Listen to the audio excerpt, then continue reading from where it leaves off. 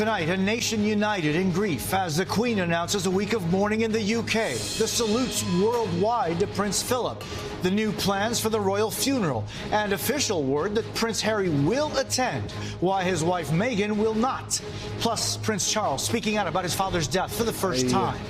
My family and I miss my father enormously.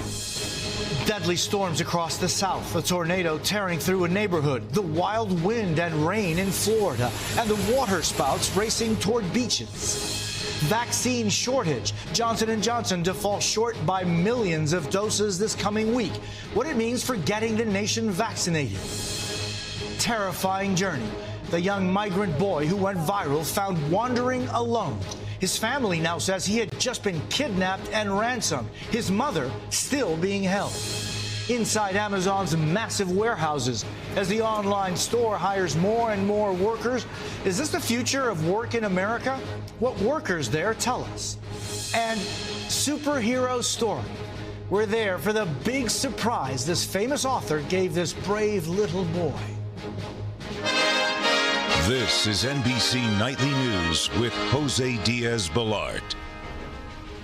Good evening. The Queen has announced 8 days of mourning across the United Kingdom, all leading up to her husband's funeral a week from today. But already centuries of tradition are running into today's realities. The funeral plans for Prince Philip are now much smaller due to the country's strict COVID restrictions.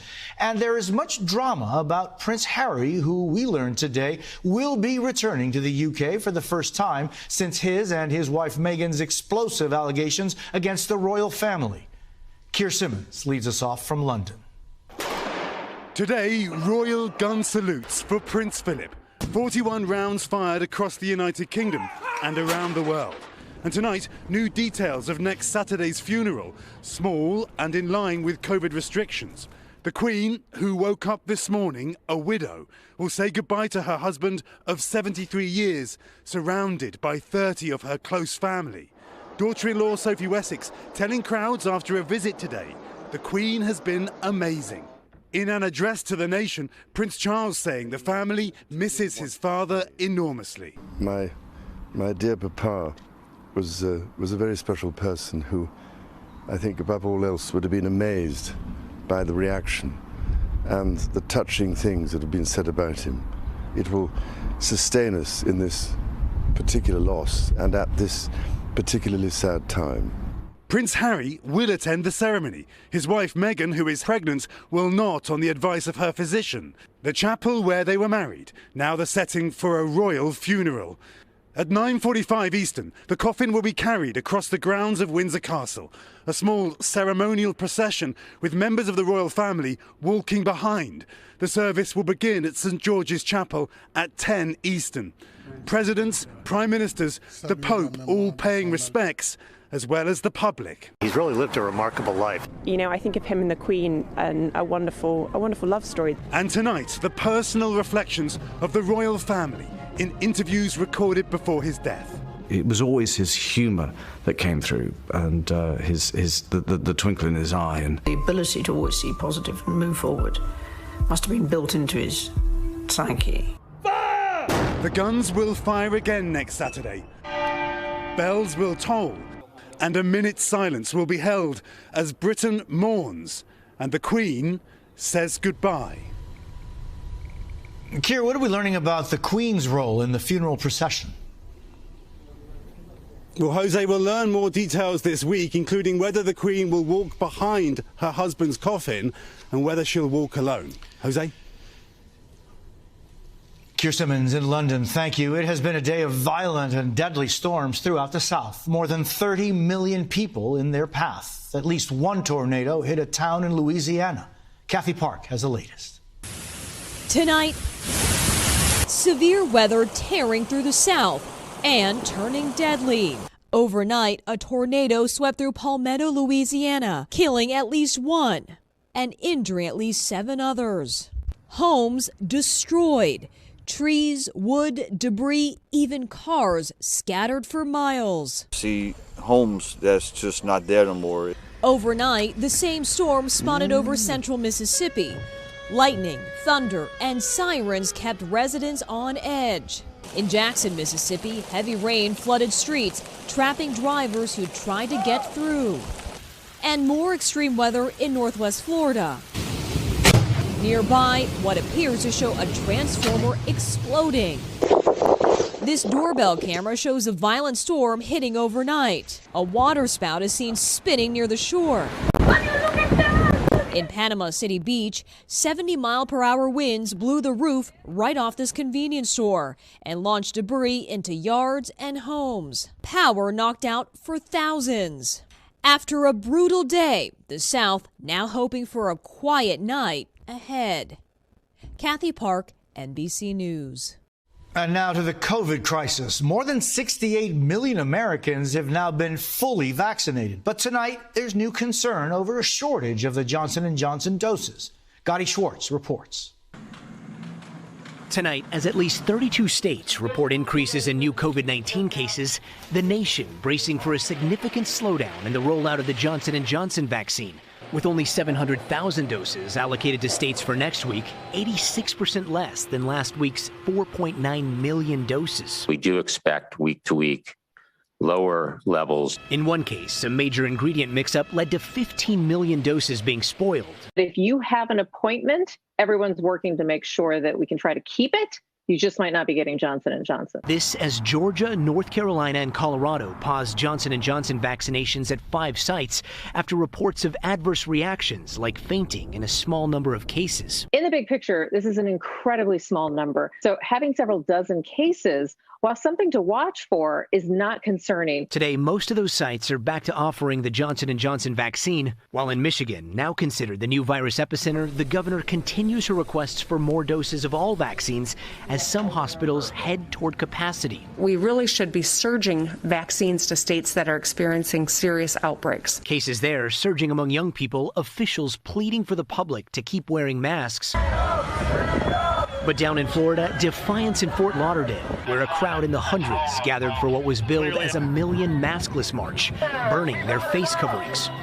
All while Florida continues to see increases in cases and deaths, experts pointing to mostly maskless spring break celebrations as a factor. South Florida has become the place to be the past few months, and so spring break, people from the Northeast, and that has definitely contributed to the increase that we're seeing. And Gotti now joins us from Los Angeles. Gotti, how many more Americans still need to be vaccinated? Well, Jose, so far, about a quarter of U.S. adults have been fully vaccinated. About half of U.S. adults have received one shot so far. So with herd immunity around 70 to 80%, we're more than halfway there. Jose? Gotti Schwartz in Los Angeles, thank you. And make a plan for when and where to get vaccinated. Visit planyourvaccine.com for more. A second high-profile staffer working for Matt Gaetz has quit. The embattled congressman's legislative director resigned earlier this month. He gave no reason, but Congressman Gaetz is facing a federal probe into sex trafficking allegations. In a speech to a Republican women's group last night, Gaetz vowed to fight the charges. We're learning more tonight about the little boy who was found terrified and alone by Border Patrol agents near the Texas-Mexico border recently. His family now says he had just been kidnapped and ransomed. Blaine Alexander has a story. By now, the world has seen this young, frightened face. Lost, pleading for help, this 10-year-old boy approaches a Border Patrol agent near the Texas-Mexico border. I was with a group of people, and they left me, he says. Now we are learning more about his terrifying journey.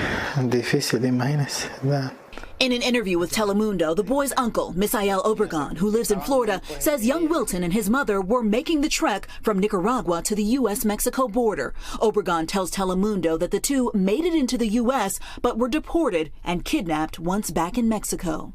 I got a ransom message, he says, adding that the family could only get together $5,000, enough money to free the boy. His mother, Obregon says, still held captive. Their frightening saga gives a small glimpse into the growing immigration crisis facing the Biden administration, which changed policy to allow unaccompanied minors to stay in the U.S. All of it leading to an influx of migrants at the border. The young boy is now in U.S. custody, officials say, as his family, both here and abroad, continue to hope for good news. Blaine Alexander, NBC News. Up next, a shocking video of a traffic stop. An Army officer in uniform pepper spray. Plus, behind the scenes at Amazon, our look inside one of their massive warehouses, what workers say it's really like. We're getting new video tonight from a disturbing traffic stop in Virginia. It happened in December when police drew their guns and pepper sprayed a black Army officer in uniform. He's now filing a lawsuit claiming they violated his constitutional rights. Police say the man refused to follow orders and show his hands after being pulled over. NBC has reached out to the police department for comment, but has not heard back. Now to our series, American Worker, and a closer look at Amazon's warehouses. An effort to unionize workers at one failed in Alabama yesterday. And Amazon has not been slowing down, going on a massive hiring spree. Stephanie Rule with how the company may be changing the face of work permanently. Inside this Amazon warehouse, thousands of robots move millions of items in an elaborate dance. We pick out the items that are ready to be shipped out for the customers that have ordered. Alongside more than 2,500 workers who sort, pack, and ship hundreds of thousands of items every day. Carlos Linares started last summer after he was laid off from his job at a hotel. I don't think I'm going to go back at the hospitality, and I feel more appreciated out here. A year after she lost her restaurant job, Enli Gramajo is now a robotics tech. If your old job called you today and said, come back, would you go back? I wouldn't. No.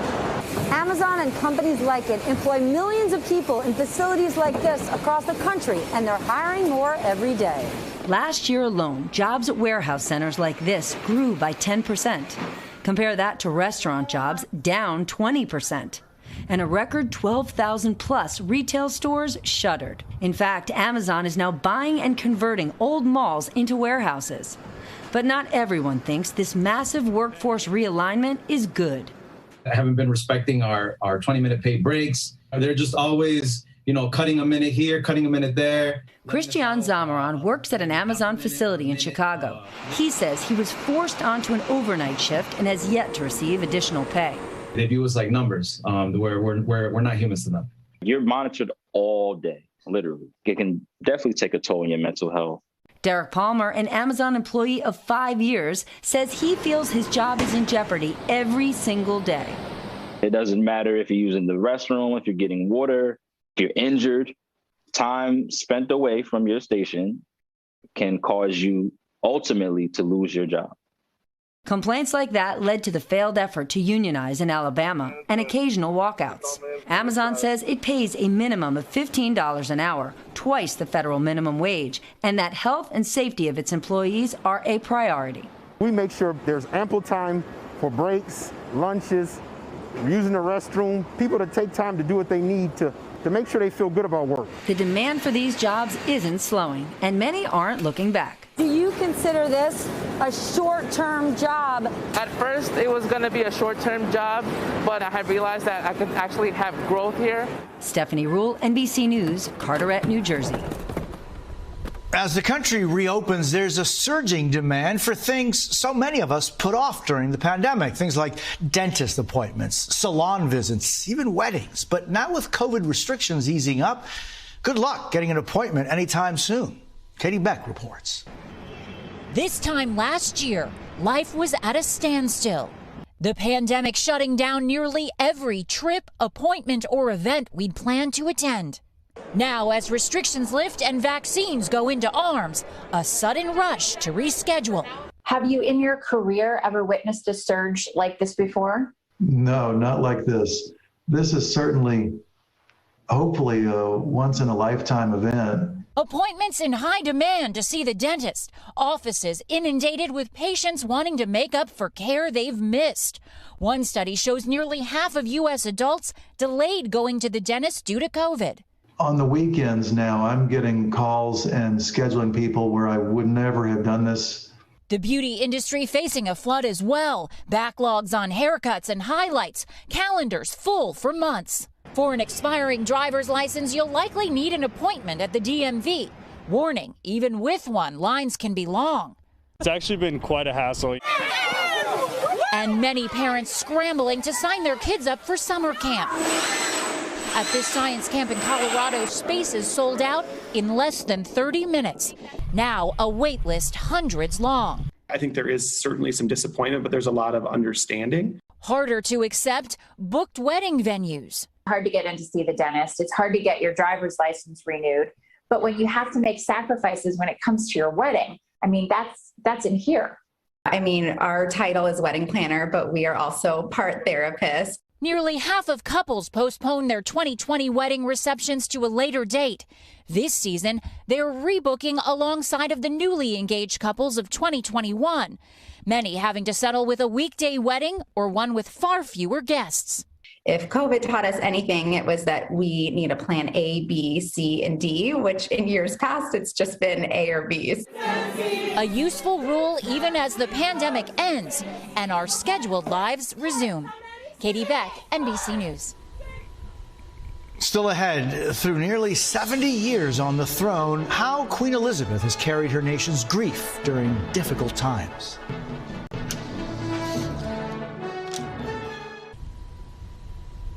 As we learn more about next week's funeral for Britain's Prince Philip, we're reminded of the Queen's role during times of loss. On the one hand, it's her job to comfort her country, while at the same time coping with her own very personal grief. Kelly Kobiella reports. Queen Elizabeth II has always led in the face of loss. We know, every one of us, that in the end, all will be well. At the young age of 14, the princess gave her first public address to the children of the Commonwealth separated from their parents during World War II. Good night and good luck to you all. When her father, King George VI, lost his battle with lung cancer, a devastated Elizabeth, just 25 years old, assumed the throne and rose to the occasion with dignity. But decades later, tragedy struck again. In 1997, when the beloved Princess Diana was killed in a horrific car crash. The royal family grieved privately behind closed doors at their vacation home in Scotland. The Queen's silence met with public fury for seeming detached and aloof when the nation's heart was broken. I think the Queen has always known that she was under scrutiny, and so she's always felt she has to have a stiff upper lip. Dressed in black, she finally spoke. As a queen, a mother, and a grandmother to Prince William and Prince Harry. It is not easy to express a sense of loss. No one who knew Diana will ever forget her. When the Queen's own mother died, the monarch spent 3 months in mourning. She had an infectious zest for living, and this remained with her until the very end. Through every death, every funeral, Prince Philip was by her side. The Queen calling him her strength and stay, now facing her greatest loss without him. Kelly Kobiella, NBC News, London. When we come back, we were there for the big surprise for this brave little boy. Your book called A New Day, and I really... There's good news tonight about courage and the little boy who took a big risk overcoming personal challenges to share one of his favorite storybooks with the world. And we were lucky enough to be there when he got the surprise of a lifetime. I'm reading your book called A New Day. This is not your typical book report. It's like really funny. For 8-year-old Jordan Pagel, who has a stutter and is on the autism spectrum, it's a monumental achievement.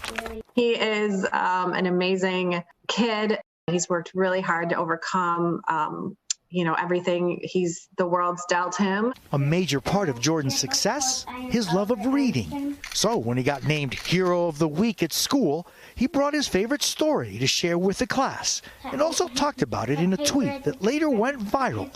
His mom, Bethany, writing, "Please be patient. He has a stutter." Jordan's choice, A New Day by Brad Meltzer.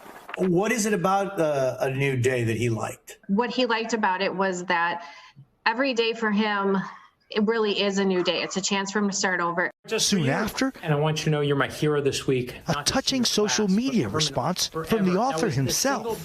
What'd you think of that? I was like really surprised. I was wearing a shirt that had NASA on it, and so he decided to wear a shirt that had NASA on it. Brad was so humbled and moved by Jordan's courage that he joined us recently for another surprise. Brad Meltzer wanted to say hello to you in person. You're going to get a chance to see him and meet him right now.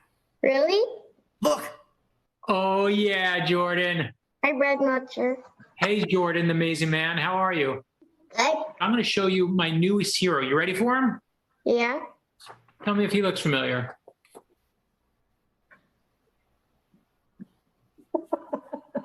That face is worth it, pal. That's you. Chris Eliopoulos, our amazing artist, drew you. This is coming your way to you and to your mom. A drawing of Jordan. Thank you so much. A tribute for the boy now inspiring so many. Are you surprised at the overwhelming response that this has had? I'm not, because people are amazing. And we're fearful, and we're brave, and we're cowards, and we're incredible. But you see someone like Jordan, and kindness will always win. And Jordan's next new challenge, he's working on learning Spanish, and he's off to a great start. Superhéroe. That's NBC Nightly News for this Saturday. I'm Jose Diaz-Balart. Thank you for the privilege of your time, and good night. I'm reading your book called A New Day. Hey, NBC News viewers, thanks for checking out our YouTube channel. Subscribe by clicking on that button down here, and click on any of the videos over here to watch the latest interviews, show highlights, and digital exclusives. Thanks for watching.